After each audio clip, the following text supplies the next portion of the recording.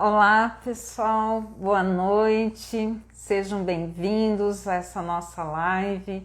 Hoje, no dia 15/2, o Dia Internacional de Luta contra o Câncer Infantil. Estamos aqui hoje com o nosso ilustríssimo convidado, o Dr. Daniel, que vai participar aqui conosco de um bate-papo para a gente falar um pouquinho mais, né, sobre o diagnóstico precoce, os sinais e sintomas, né, do câncer infanto-juvenil. Então nós vamos aprender um pouquinho mais, saber um pouquinho mais com o Dr. Daniel.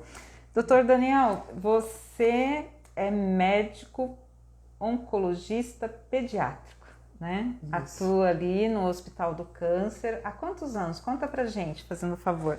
Bom, boa noite a todos. Boa noite, Cidinha. Obrigado pelo convite para essa live. Espero a gente poder esclarecer algumas coisas aqui sobre a oncologia pediátrica, diagnóstico precoce e tudo mais.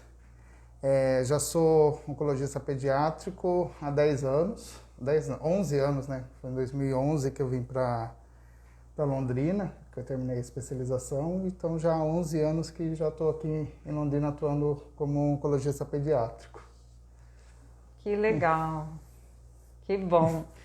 Doutor, semana passada, quinta-feira, nós recebemos aí uma notícia, né, de um projeto de lei que corria aí na Câmara dos Deputados, inclusive o deputado Bibo Nunes, né, que é o autor do projeto, um projeto que visa uma política nacional de atenção à oncologia pediátrica, né? E isso já foi aprovado no Senado, agora está faltando só a sanção aí do nosso presidente. E eu queria saber de você o que essa política vai trazer para a gente, o que vai mudar, né? Como é que está sendo hoje o tratamento, o protocolo, né, do tratamento, e com essa política, o que a gente pode esperar de bom para o tratamento do câncer infantil? Bom, essa política dessa frente parlamentar, ela vem justamente para tentar fazer uma equidade no tratamento oncológico infantil, tá? Porque hoje a gente tem uma discrepância muito grande entre os grandes centros e os pequenos centros em relação ao tratamento oncológico. Que a gente tem os grandes centros hoje com uma sobrevida muito grande de alguns tumores, tudo. Enquanto a gente tem os pequenos centros ainda com déficit muito grande em questão de tratamento, na possibilidade de tratamento, e ainda com uma sobrevida um pouco menor. Então, esse projeto de lei, ele vem justamente para tentar equiparar tudo isso. Ele vem tentar auxiliar tanto no diagnóstico precoce, então, porque hoje, quando a gente fala em tratamento de oncológico infantil, a gente pensa muito no diagnóstico precoce, porque é isso que vai fazer a diferença ali no final do tratamento, em termos de sobrevida. Então, ele tenta ver, nesse projeto, então ele tenta melhorar esse diagnóstico precoce, ele tenta melhorar o acesso à saúde, então, por meio das regionais, dos centros reguladores, então, para você tentar ter uma maior agilidade nesse acesso desses pacientes aos serviços especializados, tenta melhorar os tratamentos, então a melhoria de tratamento, melhoria da parte medicamentosa, quimioterápica e principalmente aí também na parte diagnóstica, que hoje a gente ainda tem um déficit muito grande quando a gente pensa na parte diagnóstica, principalmente em biologia molecular, que hoje é muito importante para o diferencial no tratamento infantil. Então, ele tenta, dentro desse projeto de lei, melhorar essa parte diagnóstica, dando acesso a biologias moleculares, a estudos genéticos desses tumores, para a gente tentar melhorar esse tratamento. E com isso também, ele tenta melhorar o acesso às equipes multidisciplinares. Então, não adianta você ter um tratamento medicamentoso, que você tem um médico ali, se você também não tem uma equipe multidisciplinar associada. Então, equipe de assistência social, de enfermagem, técnico de enfermagem, para os cuidados desses pacientes. Doutor, falando em diagnóstico precoce, né? Porque nós aqui na Organização Viver, a gente conversa muito com os nossos parceiros, né? e também com as pessoas que têm curiosidade. E muita gente às vezes pergunta da prevenção, né? O câncer infanto-juvenil, como é que a gente previne, né? E a gente sempre fala, não, é diferente do câncer do adulto, né? Sim. Que tem, vamos dizer assim, está relacionado ao estilo de vida de cada um. O infantil realmente não tem como prevenir? Não, infelizmente o câncer infantil ele não é prevenível, porque ele depende de fatores ainda que foram muito poucos estudados. Então, para a gente falar assim, olha, esse fator levou ao desenvolvimento do câncer infantil, então a gente ainda não tem isso. A gente não tem isso dentro do diagnóstico, dentro dessa causa do câncer infantil. Então ele não é um tumor prevenível, porque se o paciente for ter o desenvolvimento desse câncer, independente das medidas de prevenção, ele vai ter. Diferente do adulto, que você fala, o adulto que é fumante, ele tem maior risco de ter um câncer de pulmão. O adulto que tem uma alimentação incorreta, ele tem maior risco de câncer de estômago, câncer de intestino. Na criança, isso não é palpável, então isso não são fatores que vão prevenir o câncer. Então, são fatores genéticos. Então, como que a gente melhora o tratamento? Fazendo um diagnóstico mais precoce. Então, a gente está mais atento aos sinais ali no diagnóstico precoce para a gente melhorar a sobrevida dessas crianças. A gente até falou que essa política, né, ela vem para melhorar isso, mas como é que vocês lá no hospital sentem isso? Porque pensando no ano passado, nos resultados do ano passado, nós vimos que durante o ano nós tivemos 69 casos, né, de crianças que chegaram aqui na casa e tal. E como que é isso lá no hospital, né? Porque não são todas as crianças que passam pelo hospital que vêm para nossa casa. Sim. Vocês percebem assim esse aumento de casos tardios? Então, que a gente teve essa pandemia, não sei, gerou pra gente, acabou gerando pra gente alguns transtornos, principalmente em relação a esses diagnósticos mais tardios. A gente teve aquele começo da pandemia em 2020, que a gente não sabe se ficou represado esses pacientes, o que aconteceu com esses pacientes, que eles foram começar. Então a gente teve um aumento muito grande, final de 2020 e agora 2021.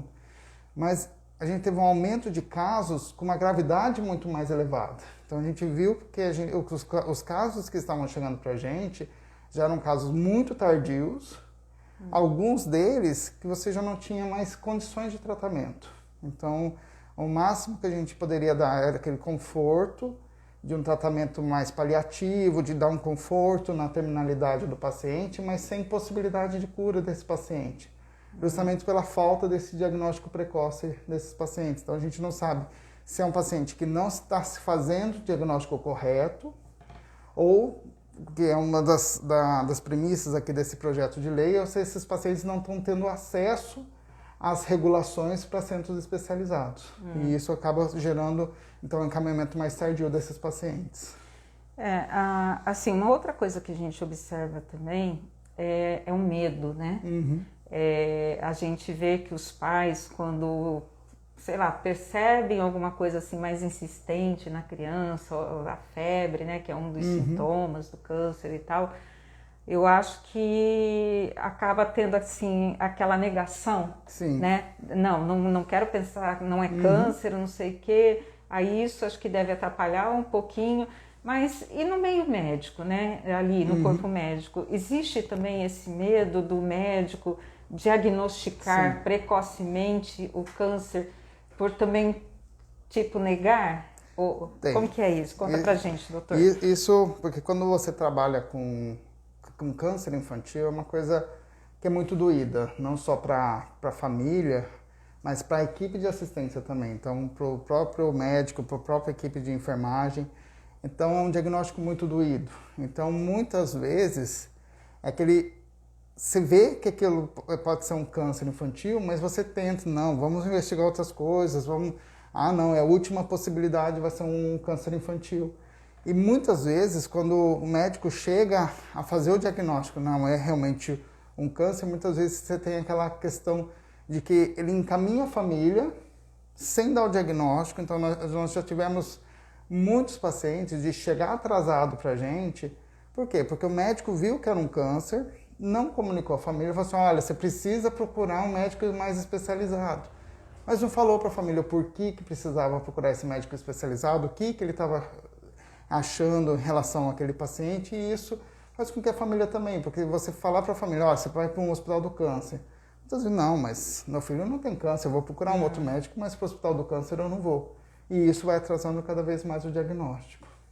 Tá. Acaba sendo até uma questão estratégica, né? Sim. Do médico, às vezes, não falar para a família, como se diz, né? Esperar mais tempo para levar a criança ao médico. E doutor, assim, o tratamento, né? O tratamento do câncer, ele vem evoluindo, né? Isso se renova ou é sempre a mesma coisa, o mesmo tratamento, o mesmo protocolo, né? Então, a gente, na verdade, são duas linhas aí que a gente tem que pensar quando a gente fala em tratamento do câncer. A gente tem mais a linha estrutural, pensando na melhoria dos serviços, então, melhoria de qualidade técnica de serviço, de ampliação de serviço, que não é o que aconteceu com a gente nesses últimos 10 anos aqui em Londrina. Hoje, no nosso serviço, a gente conta com uma UTI pediátrica, a gente melhorou as nossas equipes cirúrgicas, equipes médicas. Então, a gente acabou ampliando essa rede de assistência à criança. Então, nesse quesito de ampliação de rede, de melhoria de serviço, lógico que isso é um diferencial muito grande no tratamento do câncer infantil. Mas quando a gente vai pensar no tratamento medicamentoso mesmo, hoje o grande problema em relação ao câncer infantil é justamente os poucos estudos que a gente tem em crianças, porque a gente tem alguns tumores que são tumores mais raros, que é difícil realmente da gente conseguir um número elevado, significante aí de paciente para fazer o estudo desses tumores. Então acaba que muito dos protocolos, muita questão de tratamento oncológico hoje acaba sendo um pouco limitado por conta dessa dificuldade de estudos. O próprio, que hoje a gente comemora então esse Dia Internacional de Conscientização do Câncer Infantil, dentro das próprias premissas deles, eles também questionam muito a questão dessa falta de estudos, os tratamentos hoje, porque alguns tratamentos são estudos de adultos que são transferidos para crianças, então você tem muitas medicações que ainda têm muitos efeitos colaterais, muitas complicações infantis que você acaba não tendo muito estudo em relação a isso. Então nós podemos concluir que, assim, Brasil, né? Falando de Brasil, ainda precisa investir muito em pesquisa, Sim, né? a gente precisa investir bastante em pesquisa. Assim, e lá fora, doutor, né? Nos outros países, isso é mais evoluído, existe mais, né? Esse investimento em pesquisas, o tratamento é diferente? Como é que ocorre isso lá fora? Você tem os centros de pesquisas lá fora, tanto é que um dos questionamentos realmente para fazer esse dia de conscientização é porque quando você compara mortalidade do câncer infantil nos países desenvolvidos com a mortalidade do câncer infantil nos países em desenvolvimento, você tem uma discrepância muito grande. Hoje os países desenvolvidos, eles chegam a ter uma taxa de cura do câncer infantil em torno de 80%. Quando você pensa nos países em desenvolvimento, você tem uma taxa de cura do câncer infantil em torno de 20%. Então você tem uma discrepância muito grande. Tanto é que esse Dia Internacional de Conscientização do Câncer Infantil, eles têm um intuito de, até 2030, através da conscientização, através de mudanças de políticas públicas, tudo, tentar nivelar, em termos mundiais, esse tratamento, uma taxa de cura em torno de 60%. Então, esse é um intuito até 2030, através dessas conscientizações. Então, realmente, a gente, perto de países desenvolvidos, a gente ainda está muito atrasado em termos de pesquisa, em termos de protocolos, que a gente precisa ainda avançar muito em relação a isso. Então, como se diz, tem muito trabalho aí pela frente. Sim, tem muito trabalho. A gente está sabendo também que o hospital, além de toda essa tecnologia que o hospital trouxe, né, para melhorar aí o tratamento das crianças, sabemos também que o hospital tem investido em capacitação, né, dos profissionais, né, de saúde. É só da área de saúde ou isso já está se estendendo também a alguma outra área? Ainda em termos de, quando a gente fala ainda em capacitação para tratamento pediátrico, a gente ainda está engatinhando muito. A gente tem alguns projetos que até recentemente o HU abraçou muita causa do projeto Bem Fazer, que foi de capacitação realmente de profissionais para atendimento pediátrico e tudo mais, mas ainda aqui no Hospital do Câncer a gente ainda está engatinhando muito, a gente ainda precisa de muita capacitação em relação ao tratamento infantil. Então, quanto mais nós pudermos falar sobre os sinais e sintomas, Sim. a importância do diagnóstico precoce, mais estaremos contribuindo, né, para que as famílias, né, os pais, professores, conheçam mais esses sintomas e possam realmente contribuir, né, para a cura dessas crianças e também um tratamento mais humanizado, vamos dizer assim, né? Que uma coisa que é importante ressaltar, porque a gente tem o nosso dia nosso MEC Dia Feliz. Que nos últimos anos, você que me corrige esse dia, mas os últimos 2 anos realmente foi revertido justamente para a capacitação de profissionais para o diagnóstico precoce. Então a gente vê que mesmo essas instituições grandes estão pensando nessa questão do diagnóstico precoce para melhorar o tratamento infantil. Legal. Pessoal... tá. Assim, eu comecei aqui com o doutor Daniel, né? Vocês viram que eu nem dei boa noite para ele, já fui entrando no assunto, aquela coisa toda. Mas, doutor, se você quiser, pode tomar um golinho d'água aí para a gente continuar aqui. Aí eu queria agora que você nos falasse um pouquinho sobre o diagnóstico precoce mesmo, né? Assim, os principais sintomas. A gente, aqui na ONG, a gente também faz essa divulgação toda, fala dos sintomas, dos sinais, mas eu queria ouvir de você. Quais são os sinais, assim, que né, chamam mais atenção, aqueles sinais, os sintomas que os pais, né, como eu falei, os professores também, que eles podem, vamos dizer assim, né, acender uma luzinha e eles, não, vamos ver, vamos investigar, vamos informar. O que você diz pra gente? Quais seriam eles? Então, que o grande problema realmente do diagnóstico precoce é você identificar que aquele sintoma realmente é um sintoma oncológico. Porque muito dos sintomas ali que a criança apresenta, várias outras doenças podem realmente apresentar esses mesmos sintomas. Então, a gente tem que ficar muito alerta, muito atento, a gente precisa ter um profissional muito capacitado para identificar que aquele sintoma realmente não é condizente com uma condição infecciosa, alguma outra condição ali que esteja mais aguda, que esteja causando aquilo. Então a gente divide em alguns sintomas aí, a gente começa muito pelo sangramento, a história de sangramento espontâneo, então aquele paciente começa a apresentar roxo pelo corpo, sangramento, às vezes sangramento de gengiva, sangramento de nariz, uma palidez, aquele paciente que começa então a ficar mais descoradinho, que a mãe fala assim, eu acho que ele está com alguma anemia. Então se começa a ter esse sangramento mais agudo, de forma mais aguda, que geralmente quando a gente pensa nas anemias, mas anemia por deficiência de ferro, de alguma outra vitamina, são anemias que elas vão se instalando ao longo do tempo. Então, às vezes a mãe nem percebe porque ele vem ao longo do tempo apresentando aqueles sintomas.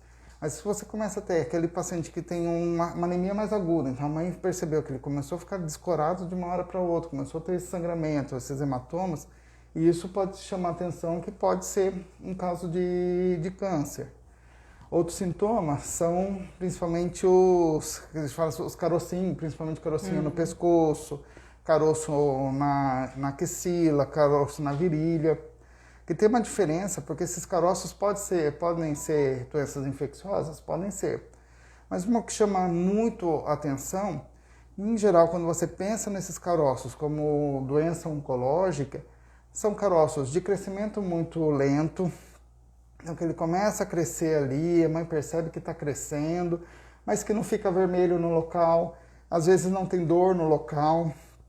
Uma coisa que chama muita atenção, que geralmente são carocinhos mais duro, mais fixo, porque você palpa ele, você vê que ele não se mexe, ele não é soltinho naquele local.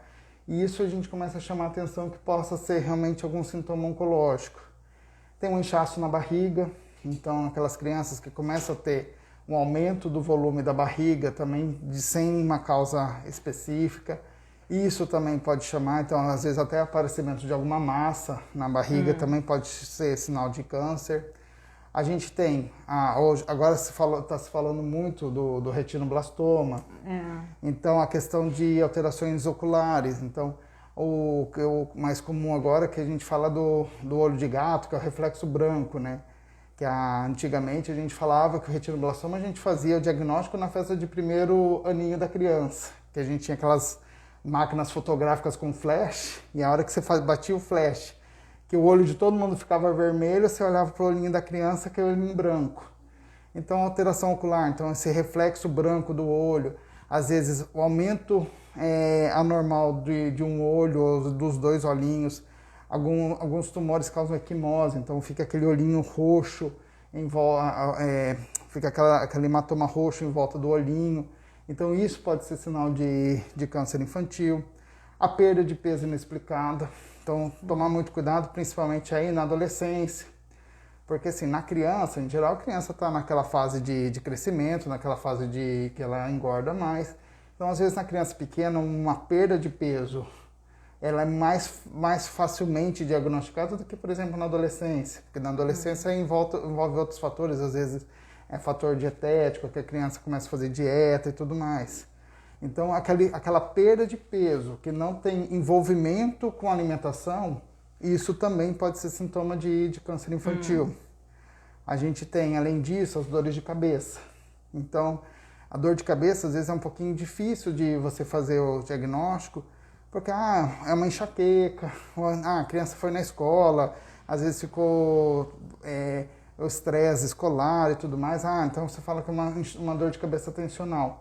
Mas aquelas dores de cabeça que vem associado principalmente com vômitos não relacionados à alimentação, então não é aquela paciente que sentiu uma náusea e teve vômito, não, aquela criança que teve uma dor de cabeça muito intensa e de repente apresentou vômitos, dores de cabeça que vêm com uma evolução gradativa, então aquela criança que começa a falar que cada vez mais tem uma dor de cabeça, e principalmente as dores de cabeça que acordam a criança no meio da madrugada.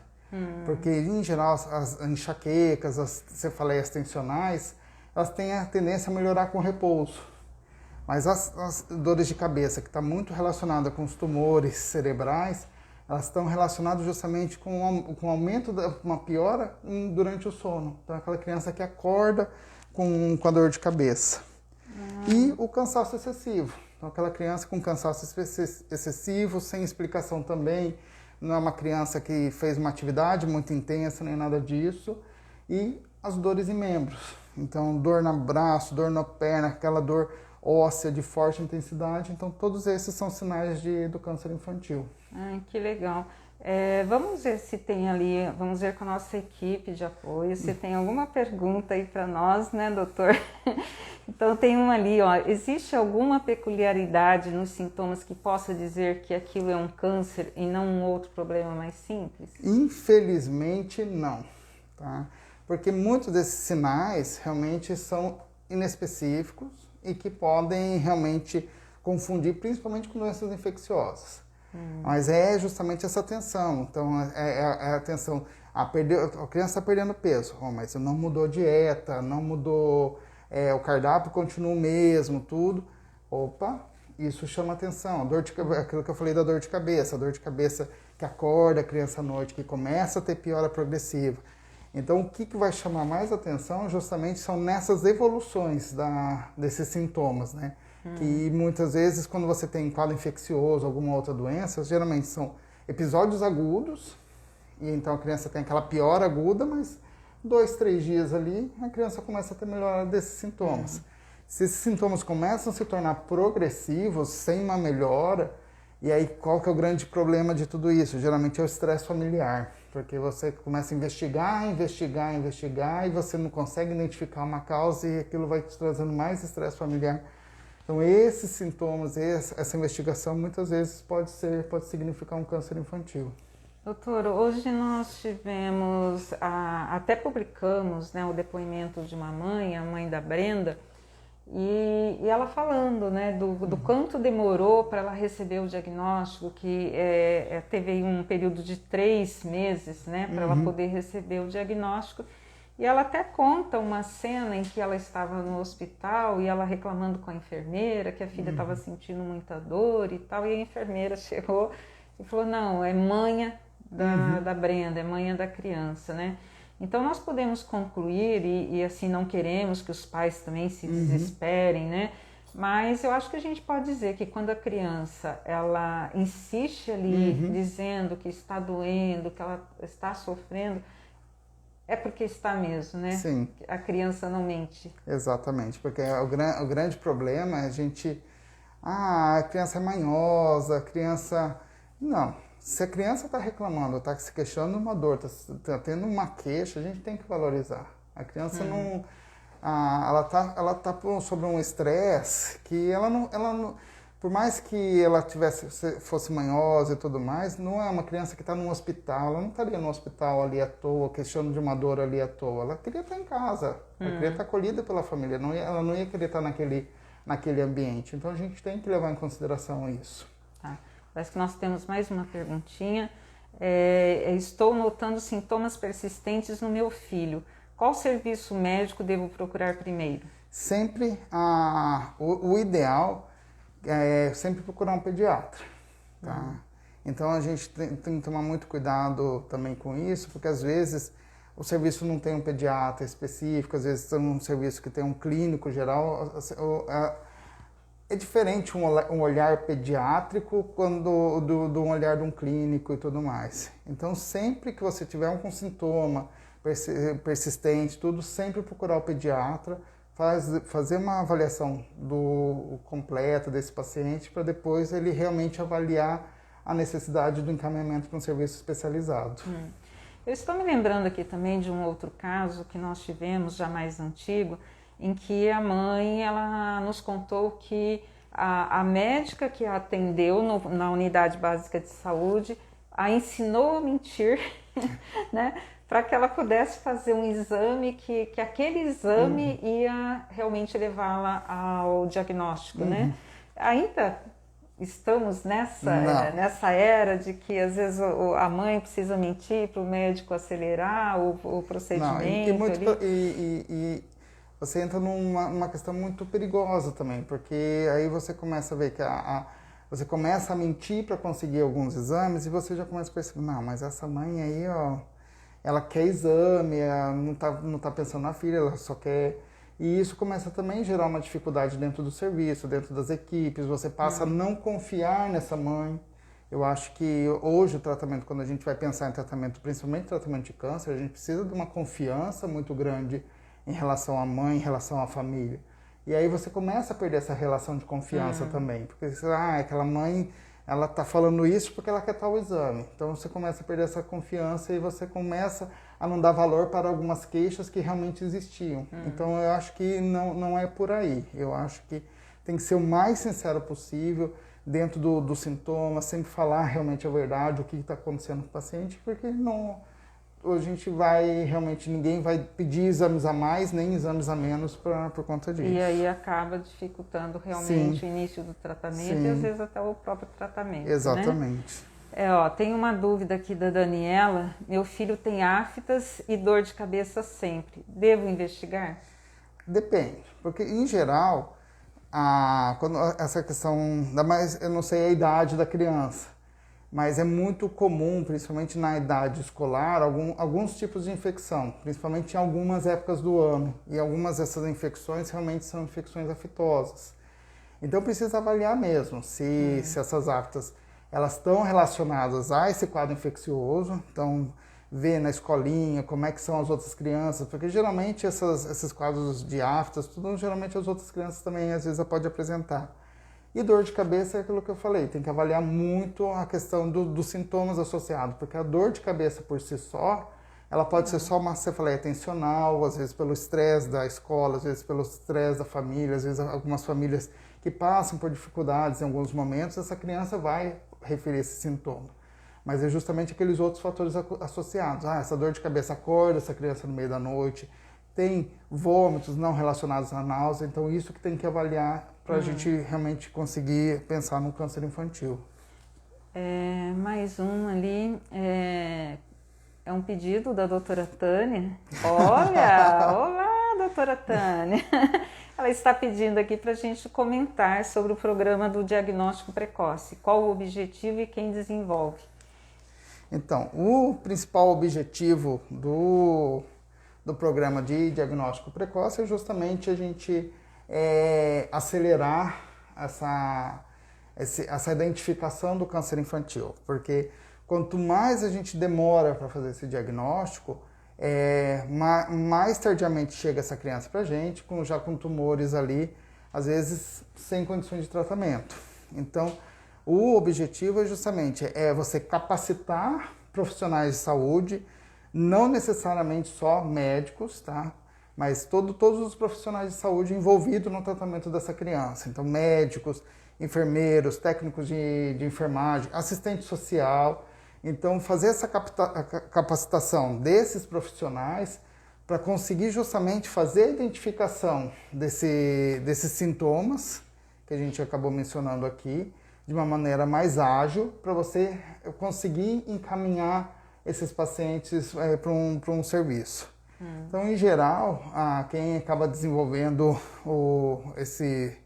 esses programas são principalmente as grandes instituições aí oncológicas, em parcerias aí no caso de Londrina, que nós temos a doutora Tânia, que junto com a parceria aí do Hospital do Câncer, com parceria do Instituto Ronald McDonald, que a gente falou do Mac Dia Feliz, que tem hoje a verba está realmente voltada para isso, justamente para fazer a capacitação desses profissionais. Legal. Doutor, tem outra perguntinha ali. Qual a importância do bem-estar das crianças e adolescentes para a evolução do tratamento? Ele realmente contribui de forma positiva? Sem sombra de dúvida. Acho que hoje, quando a gente vai falar em tratamento oncológico, tanto é que por isso que ele está envolvido nesse dia de conscientização do câncer infantil. Então, uma das premissas é justamente você não dar só o suporte para a criança, mas dar o suporte tanto para os familiares e também para os próprios sobreviventes, porque essas crianças que sobrevivem ao câncer, eles também passam por dificuldades lá na frente, então a gente precisa fazer toda essa capacitação deles. E o próprio projeto de lei, o projeto de lei também inclui essa questão aí de toda essa equipe multiprofissional no tratamento dessas crianças, porque o bem-estar dessa criança vai influenciar em todo o tratamento. Então, tanto na parte imunológica, a gente vê que aquelas crianças realmente que são mais sofridas, que têm um tratamento mais complicado, que você não tem uma equipe de saúde que esteja mais voltada para essa criança, a gente vê que o tratamento é mais difícil, a adesão ao tratamento, a resposta ao tratamento. Então, toda essa rede que envolve a criança, então desde do médico até o assistente social, tudo isso vai levar a uma melhor capacitação dessa criança para o enfrentamento do câncer infantil. Então, evolui de uma forma muito positiva. E nós podemos falar, então, na importância das casas de apoio. Sim, né? Com durante certeza. o tratamento. Aqui a gente costuma dizer, eu até falo, né, que lá no hospital a criança está fazendo o tratamento, é lá um momento triste, vamos dizer assim, mas quando ela chega aqui na nossa casa, aí ela vai brincar, ela vai correr, ela vai, né, aí ela vai ser realmente criança.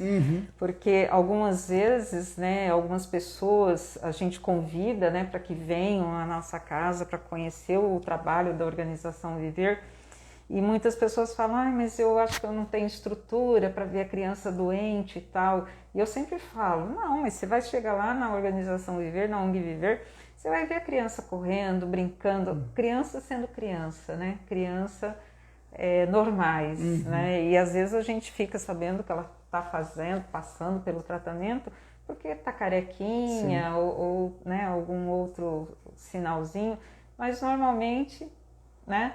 E até falando desse assunto, não sei, alguém me falou aí que aqueles pacientes mais arteiros são os seus. Por que será? Não. Isso é verdade, doutor?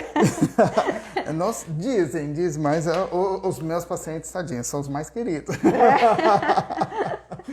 Mas a gente vê muito, porque a gente mudou um pouquinho dentro da nossa própria residência de pediatria, a gente incluiu a oncologia pediátrica na residência. E a gente mostra para os meninos a mudança de atendimento. A gente atende, quando a gente vai atender o nosso paciente ali no Hospital do Câncer, a gente atende com a porta aberta.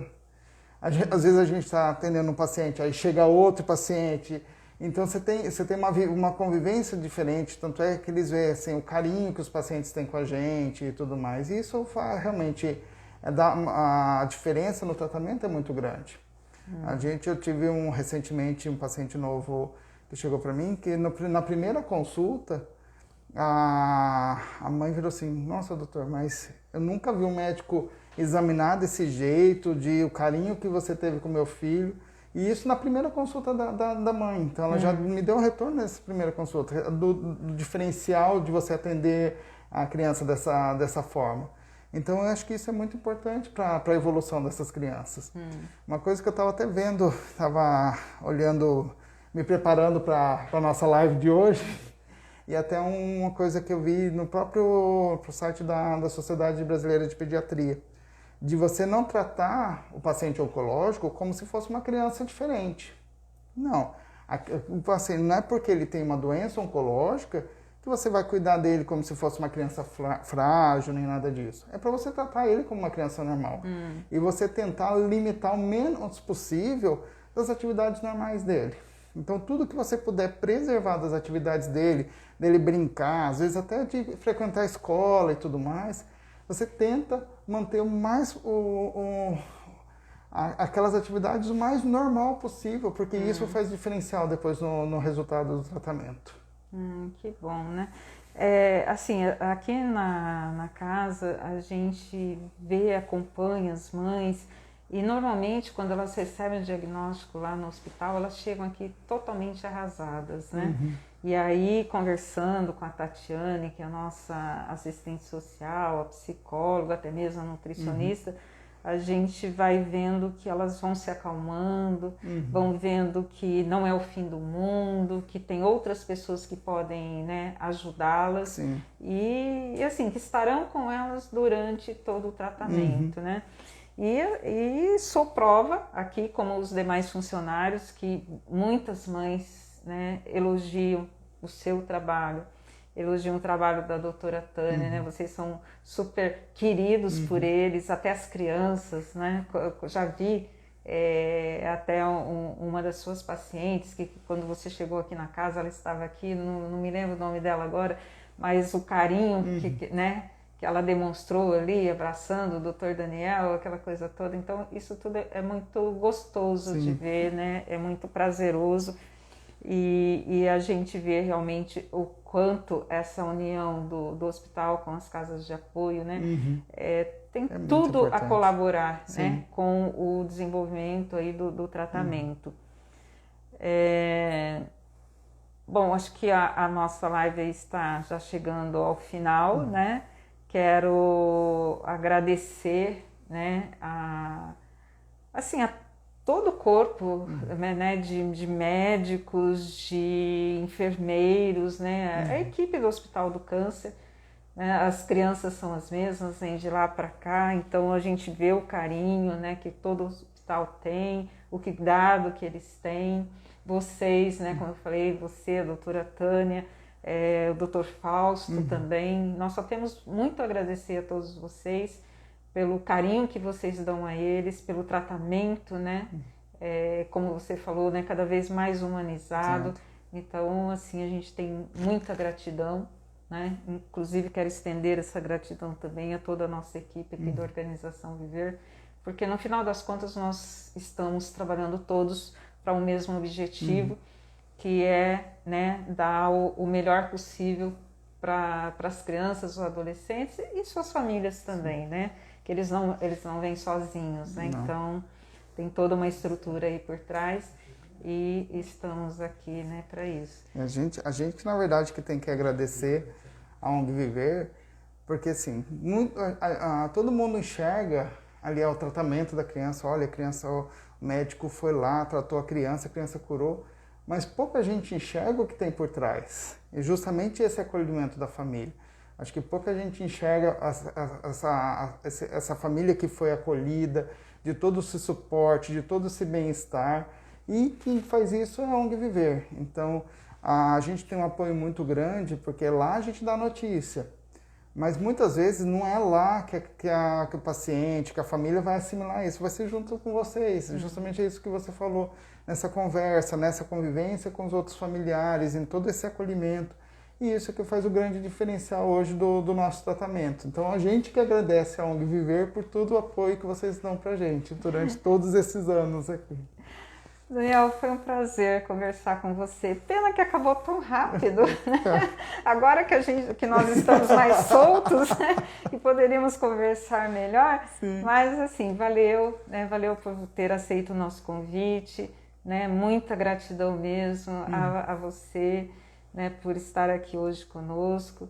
E vamos aí, né, ver aí outras oportunidades, trazer a doutora Tânia junto, né? Exatamente. Aí assunto tem bastante e eu acredito que as mães, né, as famílias que estão nos assistindo aí vão realmente, né, ganhar com tudo isso, né? E então, pessoal, doutor, boa noite, né? Boa noite. Desculpa, deixa eu, né, de se despedir do pessoal, fique à vontade, por favor. Então, boa noite, obrigado pelo convite da ONG, agradeço a todo mundo que está participando com a gente, a equipe aqui de apoio, um prazer estar partilhando essa noite com vocês. E já, então, gente, obrigada a todos, uma boa noite e até a próxima live.